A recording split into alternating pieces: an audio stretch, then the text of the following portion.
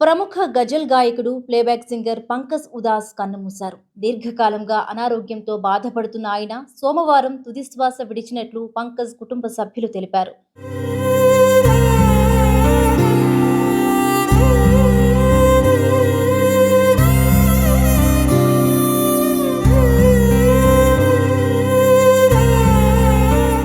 అత్యాధునికమైన టెక్నాలజీతో fertility treatment అందిస్తోంది Medici IVF. నాన్నగారి మరణ వార్తను చాలా బరువెక్కిన హృదయంతో మీకు తెలియజేసేందుకు చింతిస్తున్నామని ఆయన కుమార్తె నయాబ్ ఉదాస్ సోషల్ మీడియా వేదికగా ప్రకటించారు. ఆయన మృతి పట్ల పలువురు ప్రముఖులు, అభిమానులు సంతాపం ప్రకటిస్తున్నారు.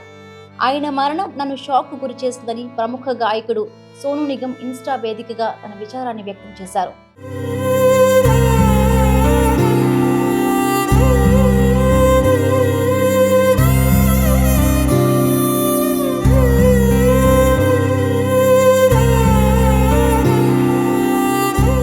పంకజ్ ఉదాస్ 1951 మే 17వ తేదీన గుజరాత్లోని రాజ్కోట్ దగ్గర గల జర్కాడి జైత్పూర్ గ్రామంలో జన్మించారు.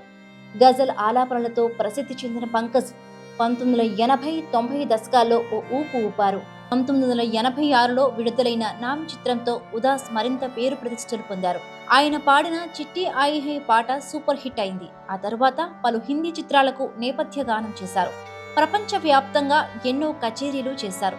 2006లో దేశంలోని 4వ అత్యున్నత పౌర పురస్కారమైన పద్మశ్రీని పంకజ్ ఉదాస్కు కేంద్రం అందించింది. సోదరులలో చిన్నవాడు పంకజ్. చిన్న వయసులోనే సంగీతం పట్ల ఆకర్షితులై తన సంగీత ప్రయాణాన్ని ప్రారంభించారు. అలా భారతీయ సంస్కృతి, సంగీతంలో ఆయన చెరగని ముద్ర వేశారు. 1980, 1990లలో ఆయన పాటలు, గజల్స్ బాగా పాపులర్ అయ్యాయి. గజల్స్తో పాటు బాలీవుడ్ సినిమాల్లో పాటలు అనేకం సూపర్ హిట్ గా నిలిచాయి. 1989లో నబీల్ ఆల్బమ్ అత్యధికంగా అమ్ముడైన ఆల్బమ్లలో ఒకటిగా నిలిచింది. తొలి కాపీ వేలంలో లక్షలకు పైగా విక్రయించారు.